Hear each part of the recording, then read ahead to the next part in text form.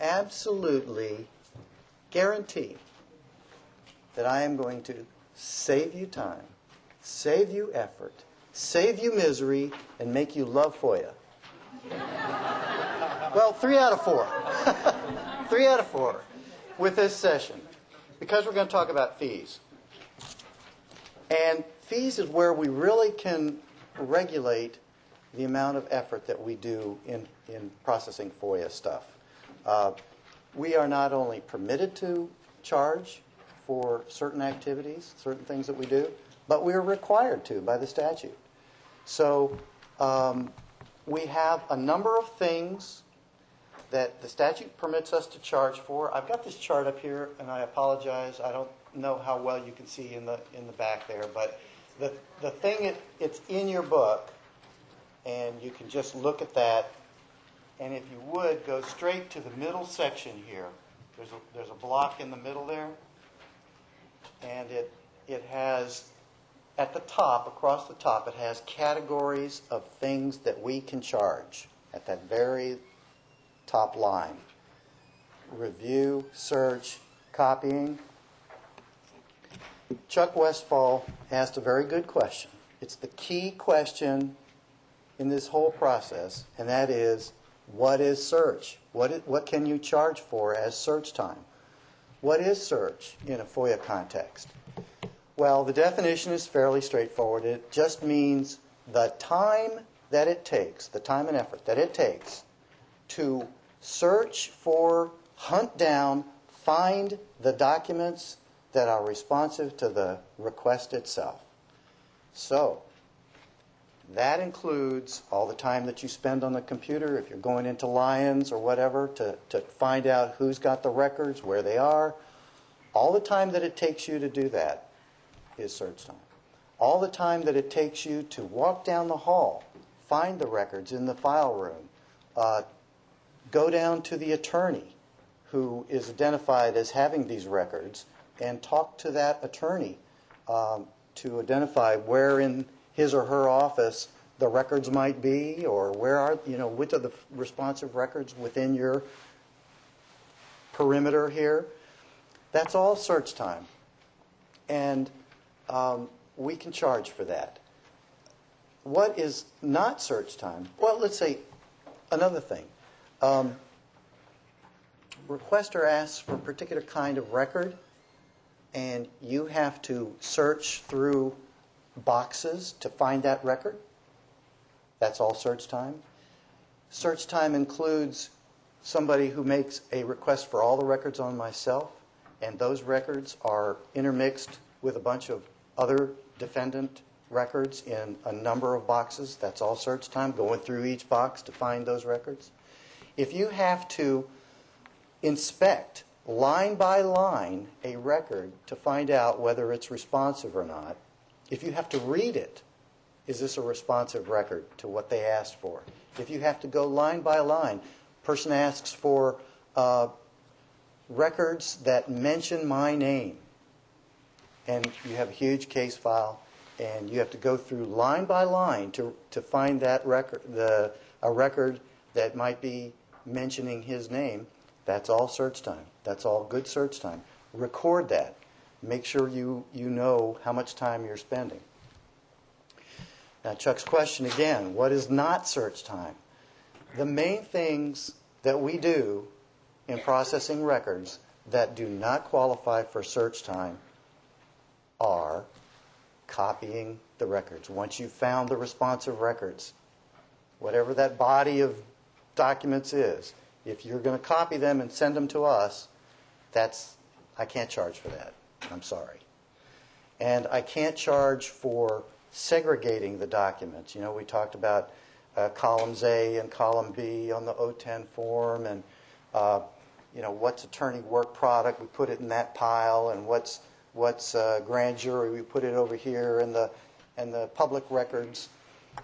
All that segregation, all the time that it takes you to count up how many pages that is, I can't charge for that. I can't charge for that at all. But the other things that we can charge for include review time, That's the time that it takes at FOIA, EOUSA FOIA staff, to process a record once we receive it from you. All those records, that's review time.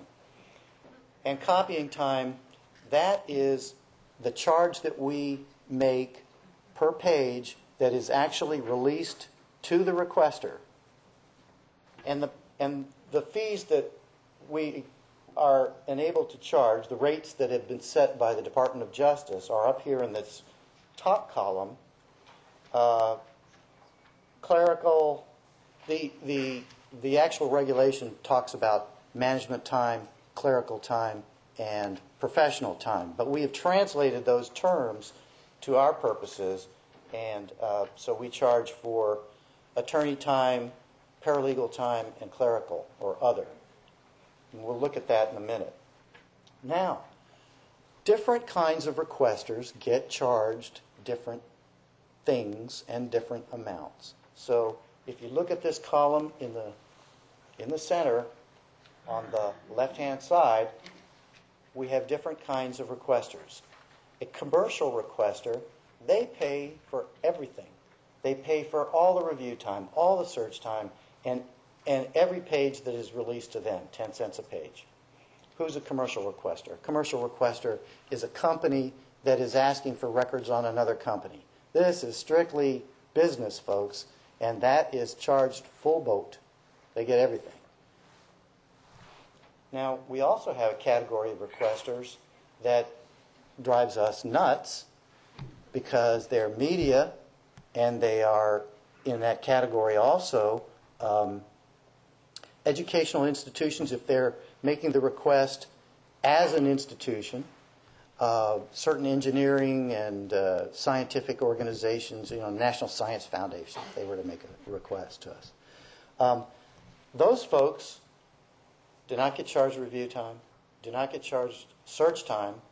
So you're searching for a record and it takes you 30 hours, I can't charge a thing for that. So that's why I say they drive us nuts, because we have no control over that. The theory being that these are requests being made in the public interest. I leave you to decide whether that is always the case. And they get the first 100 pages free. But we do charge them for everything after that, for whatever pages we release to them, 10 cents a page after the first 100. Everybody else, you, me, the prisoners, everybody else gets charged for the search time after the first 2 hours. First 2 hours are free. And they get the first 100 pages free. And they get all the review time free. So that's really the bulk of our requesters is down here. Getting review time free, first 2 hours, and that's why we use this the magic 2 hour rule. If it's a requester, it doesn't matter how much time you're searching, they get it free. So we need to be alert to that. Now, the department throws in this threshold that if the ultimate charge is $14 or less, we don't charge it. So even if they get charged for everything else, if it doesn't come up to $14 in the final bill, it's just waived. And I'm brand new to this, but I've only seen a couple of requests. But so when they put in there that they're indigent, it doesn't really matter. It doesn't matter, and we'll talk about that in just a minute. That's absolutely right. Indigency does not get a waiver, and even if they request a waiver, and I'll deal with that at the very end, they wouldn't get it for that reason.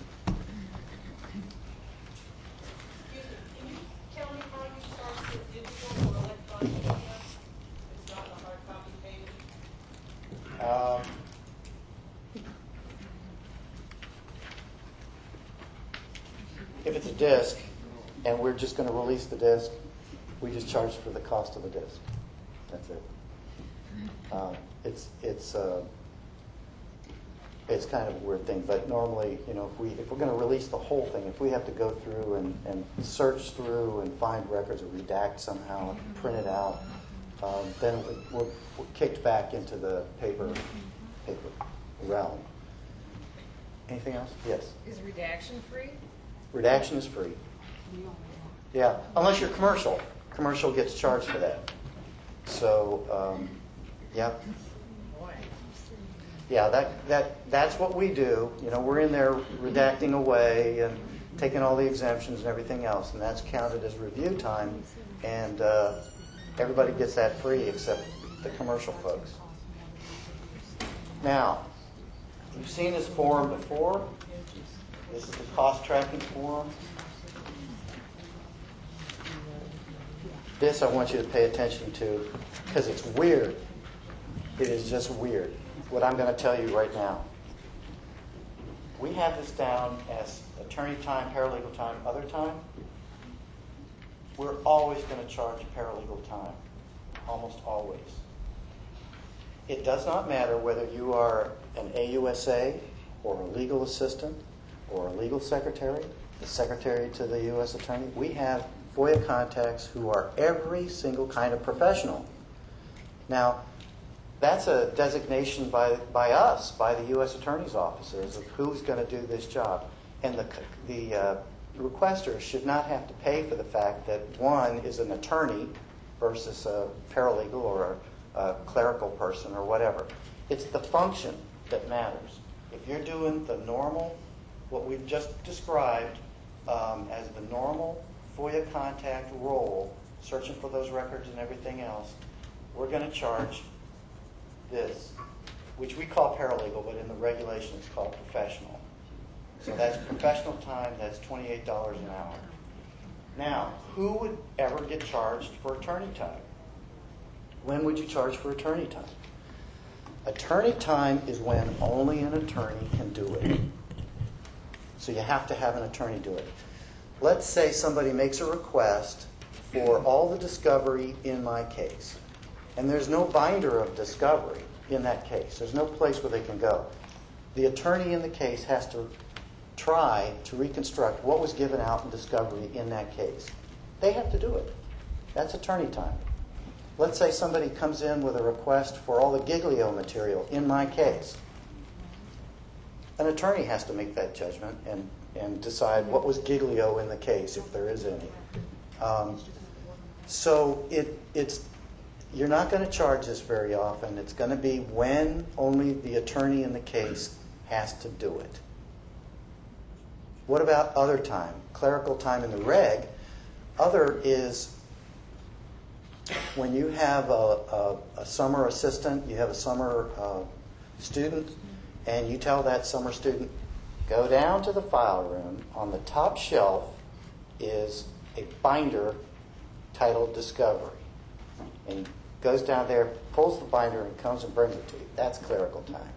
And that we would charge as other. If you do it, it's your time. It's professional time. It's just weird. It's a little bit different than the attorney time. Questions on that? Yes, Mary. So when I have my docket clerk or my case control clerk and she goes through and does her search in case control, I should be charging that under paralegal? Yep. Okay, because I've been putting that under other. I know. And it's a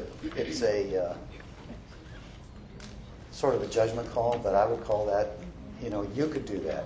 And if you had done it, it would be paralegal time. So when the three ladies that were up there earlier and they were talking about document, so I would put 10 minutes other when to get the file and brought it to Kathy. Yeah. That's where I'd put that. But if it was 30 minutes to look at the whole thing, I'd just X 30 under paralegal and 10 minutes. Yeah. Okay. Questions on this? This is real important, and as I say, it's weird. It's weird because it's really more the function, what the person is doing, than who is doing it. And that's strange, and it's just not obvious if you just look at the form. Now, here is where we really get the payoff.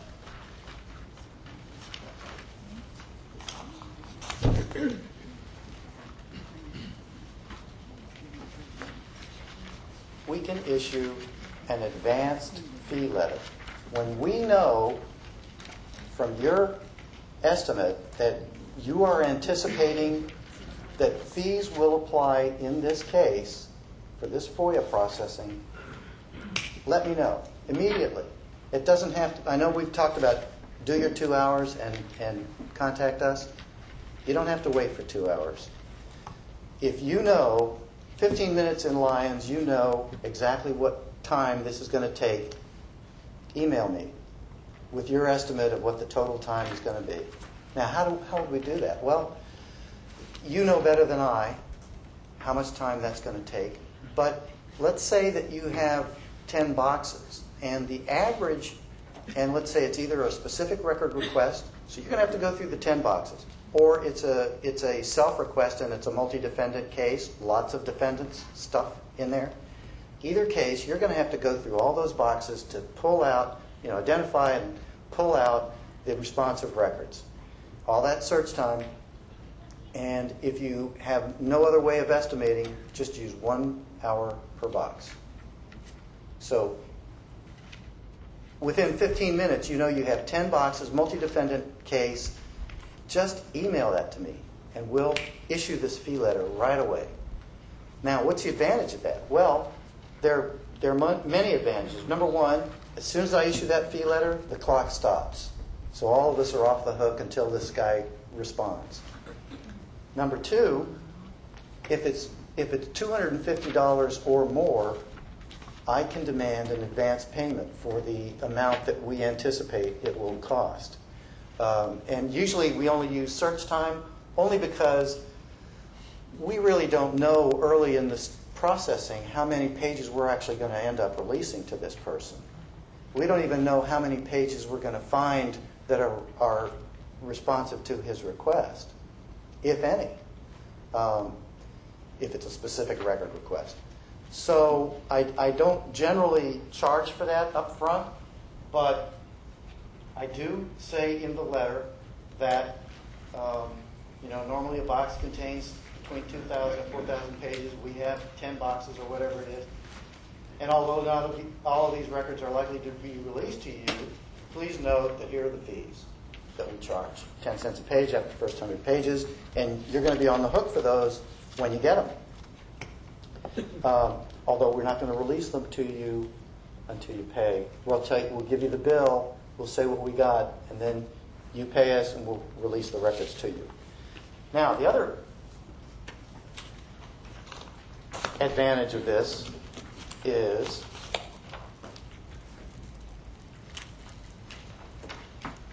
the second page, which is attached to the fee letters.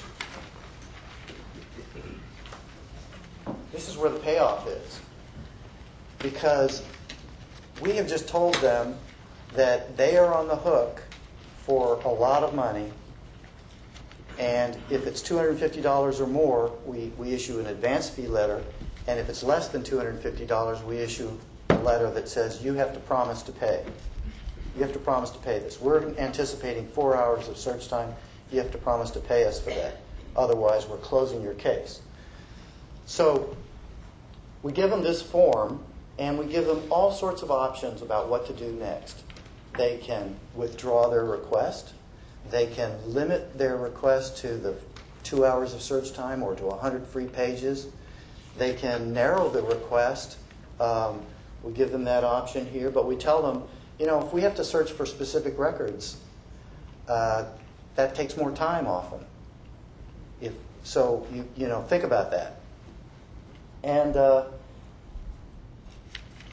they can tell us how many pages they want or how many hours they want us to search. Well, please only limit the search to 3 hours or 4 hours. That's what I'm willing to pay for. So this really is the payoff, because number one, if they don't respond within 30 days, we close the request. Number two, they are going to narrow the request. They are going to choose to pay, take their 100 free pages, blah, blah, blah. It's just going to save us effort. It's going to save you effort, time, amount of stuff that you've got to process. It's going to save us time. And this is really, really the payoff for us. And it works in 9 cases out of 10, at least. So it's... What, you never hear back from them? You know, we frequently, I hate to tell you this, but even when we don't hear back from them, if they come back with a response after the 30 days, I mean, it's kind of a scare tactic. But if they come back after the 30 days, we've closed the request, and they say, oh, please, I just want my 100 free pages. We open up a new request, we will send it to you, and then you just do your 100 free pages. Now, how do you know what 100 free pages are going to be? It's going to be pages that you know can be released. What is that? Well, correspondence with his attorney, he gets that. Public records. And if somebody just says, give me 100 free pages, they're not being very discriminating. You know, I mean, so, you know, if you don't care, we don't care. And Now, if you've already hit your 2-hour limit and haven't, say you've got a big box, which you think you might get through in 2 hours, you hit your 2 hours and you've only found like 2 or 3 pages that are discoverable, do you then go back and create another 98 for them, or do they just get the 2 pages because you've hit your 2 hours? create a what? If you've hit 2 hours of search time. Yeah. And you've only found, say, 2 or 3 pages. Say you haven't gotten to the case file yet, which has the court pleadings, because you've got a bunch of cases to trial, you've got a bunch of other smaller So this files. is a self-request. Self-request. You've been going through one box of what? Multi-defendant? Yeah. Multi-defendant so stuff. you gotta look through everything and look for stuff that, and Right. say you just hit a bunch of witnesses and stuff that didn't Right. pertain to that defendant. Right. So you searched for 2 hours. Right. But you haven't found anything, or you found 1 or 2 pages. Are we done? Do they just get those 2 pages, or do we have to go back and spend more time to get them 100? Well, no. You know, if you've done 2 hours, regardless of how many pages you've actually found that are responsive, and you have more time to do to search, 2 more hours, 3 more hours, let's do the fee letter. And we'll say, If they come back and say, I just want my 3 pages, do they just get the 2 you found? mm-hmm. Yeah. Now, if you have a box of public records over on the side and you can go through in 10 minutes and find 100 pages, well, let's do that. You know. What happens with the media and the educational people? You just keep plowing through. There's no limit. You keep plowing through. Doesn't matter. Yeah. But we still have 10 days. Now, with this caveat, we can charge for pages released. So if you have a voluminous case, and I can't charge for the search time, but I can make them give us a promise to pay. Okay. You know. Now, reporters are kind of cheap. You know, they don't want to pay for a lot. So that promise to pay letter is still helpful. You know, we have 4 boxes in this case. I know you don't get search time charged because you're media, but you know, a box is 2,000 to 4,000 pages, and you know, you might get stuck with this. And then they'll very frequently they'll come back and say, no, I don't. You know, just give me whatever, and a much more narrowed request, or something that we can work with more easily. Deb. For a single defendant case, they've done a self-request. Right. If you're... You find the box, you've done. Okay, you Your went search time your is search done. time's just to go back to the file room because Right. the case is still open. Right. So you're under your 2-hour search time, but now your copying cost, how many boxes do you want to know? If it's one defendant case and there's 10 boxes? Well, it's that Oh, same. well, That's that oh. same. That's that same situation. You know, search time is not going to be.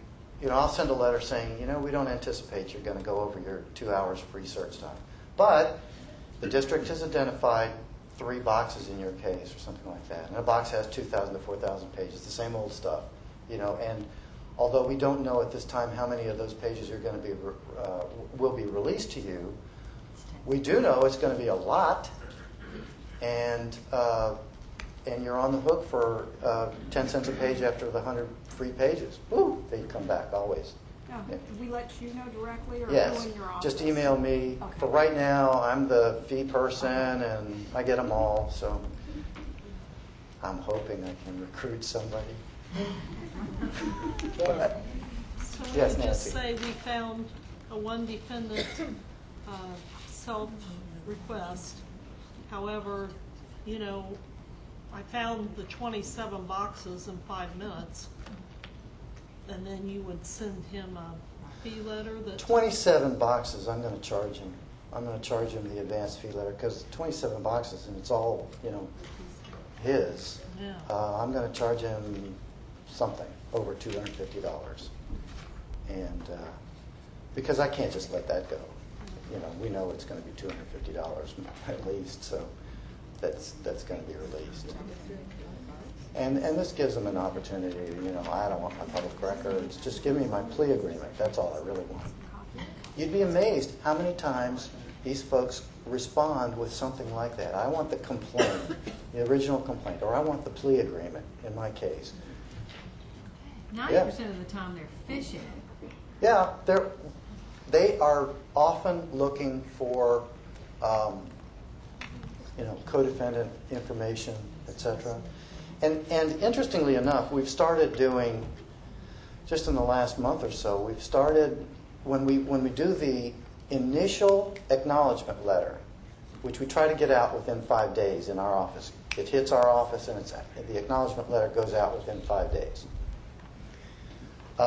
We have started attaching a little form, sort of like this, abbreviated form, saying, we charge this amount, and you can narrow your request to limit your fees. And we have just gotten an incredible response in that. Donna, how many would you say come back, as a percentage, come back with a response like that, narrowed the request? About 70%. 70%? So, the problem we're having there is like Ann Helms ran into, is we're getting these responses back after you've already processed the stuff, and so we've told them now that they have 15 days to get back to us. We asked them to get back to us in 15 days so that, we can maybe try to short circuit this and save you some time and money and effort. Now, requesters are entitled to ask for a fee waiver, and we virtually never grant them.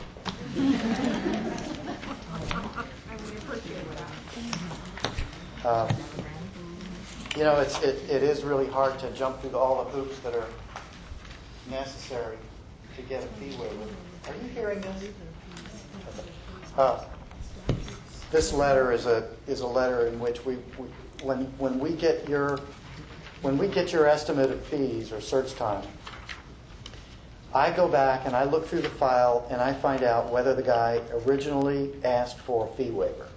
And then if they did, usually they say, oh, I'm indigent, I can't afford it. Then I send them this letter just to attach that determination at the top that here's what is required by the regulation to get a fee waiver, and you don't qualify, and indigency is not a grounds for a waiver. So here's what we estimate your fee will be. So that's how we do it. And I have to tell you, like I said at the very beginning, this will save you. It will save you time and effort, and it'll save everybody time and effort. So please do that. And again, even if you have something in archives, and it's a multi-defendant case, and they've told you there's 15 boxes in archives, well, you don't have to get the records back. It's a multi-defendant case. We know it takes, on average, 1 hour per box to do the search. Let's just do it now.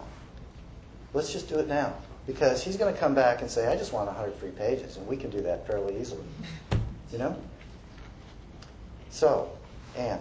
Question. We just fairly recently started putting in our plea agreements a FOIA waiver. Are those enforceable? Yeah. Well, in particular jurisdictions. They're always, I think, they're enforceable, but certain jurisdictions don't like them. Some of the courts, some of the judges don't like them. They think, you're waiving the guy's rights and blah, blah, blah. But those who have employed them, they love them.